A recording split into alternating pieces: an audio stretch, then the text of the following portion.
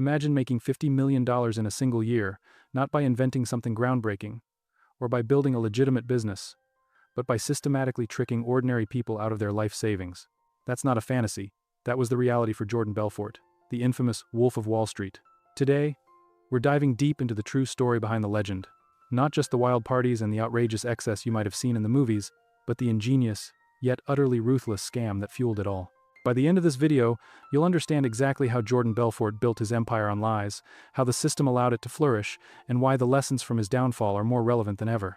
Our story begins in the late 1980s, a time when Wall Street was a glittering beacon of ambition and greed. Young Jordan Belfort, fresh out of college, arrived in New York with a burning desire to get rich. He landed an entry-level job at L.F. Rothschild, a legitimate brokerage firm, where he quickly learned the ropes of the stock market. He saw the lavish lifestyles, the power, the sheer audacity of the financial elite. He wanted in. But then, Black Monday hit in 1987. The stock market crashed, and L.F. Rothschild went under, taking Belfort's dreams with it. He was out of a job, but not out of ambition. He found himself in a new, less glamorous corner of the financial world, selling penny stocks. Now, what exactly are penny stocks? Think of them as the Wild West of the stock market. Unlike established companies like Apple or Coca-Cola, penny stocks are shares of very small companies, often trading for less than $5 a share. They're highly speculative, have low trading volume, and are incredibly easy to manipulate. This is where Jordan Belfort found his true calling, a dark genius for exploitation. This was the moment his path diverged, from aspiring broker to master manipulator. He started his own firm, Stratton Oakmont, in a small, unassuming office, but it quickly grew into a sprawling boiler room operation. Picture a room filled with young, hungry brokers, often with little to no financial experience, shouting into phones, fueled by dreams of fast money, and Belfort's charismatic, almost hypnotic, leadership. He taught them a simple, devastatingly effective strategy: the pump and dump scheme. This wasn't just about selling stocks, it was about manufacturing demand, creating an illusion of opportunity where none existed. It was a psychological game, played with people's hopes and fears. Here's how it worked, step by step. First, Belfort and his inner circle would secretly buy up massive amounts of shares in a virtually worthless penny stock. Let's say it's a fictional company called Acme Innovations, trading at 10 cents a share. They'd acquire millions of these shares for next to nothing. This was the pump in its earliest stage, accumulating the inventory. Then came the crucial part: the hype. Belfort's army of brokers would unleash a relentless barrage of cold calls. They weren't calling seasoned investors, they were targeting everyday people, teachers, retirees, small business owners. They'd use high-pressure sales tactics, spinning elaborate false narratives about Acme Innovations. They'd promise incredible, guaranteed returns, painting a picture of a once-in-a-lifetime opportunity. "This stock is about to explode," they'd scream down the phone. "Get in now, or you'll miss out on millions."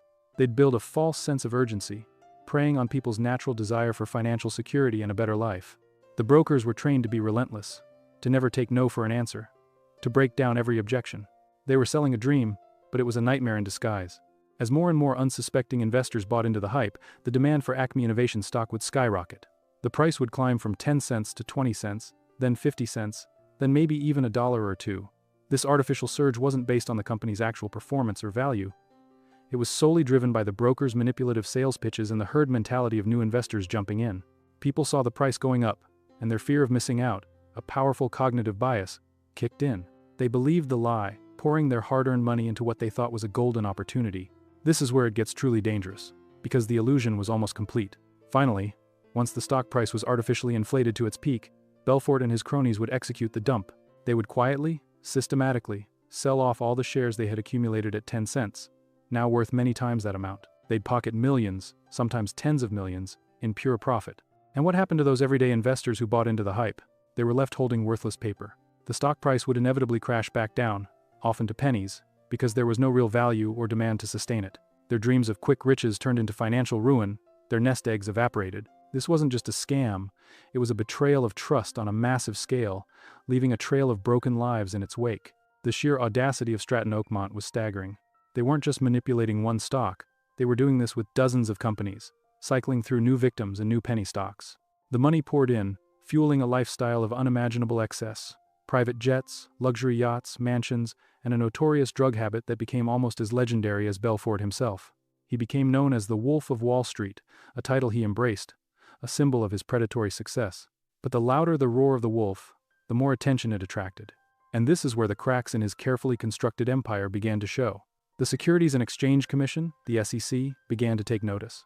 The sheer volume of complaints from defrauded investors, combined with the firm's flamboyant, almost cartoonish public image, made it impossible to ignore. The FBI also started building a case. Belfort, increasingly paranoid and erratic due to his drug use, tried to outsmart the authorities, moving money offshore, creating shell corporations. He believed he was untouchable, that his cleverness could always outrun the law. But the net was tightening. The pressure mounted, not just from the outside, but from within his own organization, as some brokers, witnessing the human cost, began to question their actions, even if only for a fleeting moment. The climax came in the mid-1990s. Belfort was eventually indicted for securities fraud and money laundering.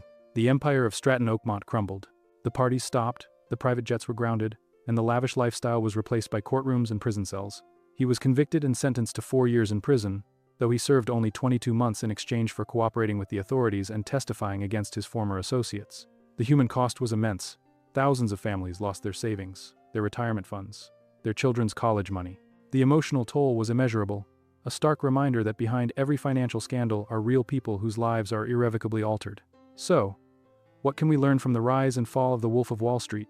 Firstly, it's a powerful lesson in the psychology of greed and the allure of get-rich-quick schemes. Belfort didn't just sell stocks, he sold a dream, tapping into a universal human desire for financial freedom. His victims weren't necessarily foolish. They were hopeful, perhaps a little naive, and vulnerable to a master manipulator. Secondly, it highlights the critical role of regulation and oversight. While Belfort was a criminal, the environment in which he operated allowed his scheme to flourish for too long. The slow response of regulators meant more people were harmed. It's a constant tension between innovation in finance and the need for robust protections for the public. Finally, Belfort's story is a cautionary tale about trust in financial systems. It reminds us that not everyone in a suit and tie has your best interests at heart.